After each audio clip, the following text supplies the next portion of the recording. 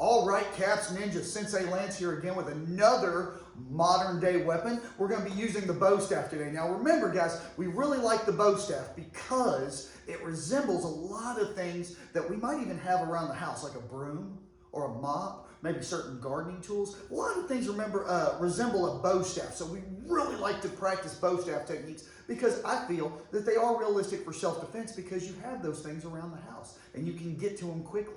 All right, now, before we get started, remember, whenever dealing with weapons, make sure that you are training responsibly, okay? Make sure that there is another adult around or another adult nearby, and make sure that you're being as responsible as you can with the weapons, because remember, when we're irresponsible with our weapons, that's when people can get hurt.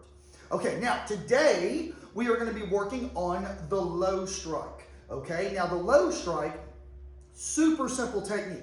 Okay, from here, what we're going to be doing is we're going to be in our defensive posture like we've practiced. Notice how the bow staff is up here by my head, goes down across my body and down by my legs. See how I'm kind of covering everything right here. The stick can do a lot of that work for me in self-defense if somebody's attacking. I can use it to block hands or block grabs or things like that.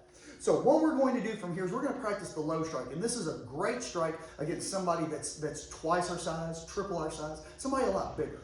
So what we're going to do, now this is usually done after a high strike. Maybe I'm throwing a little short strike to the face. And what I'm going to do is I'm going to pull this hand right here. I'm going to pull it back as hard as I can, pulling that staff over my shoulder. And this hand is going to thrust out as hard as I can. And of course, I'm going to be using my legs and hips. We've discussed every technique we do, legs and hips are important because that's where our power comes from.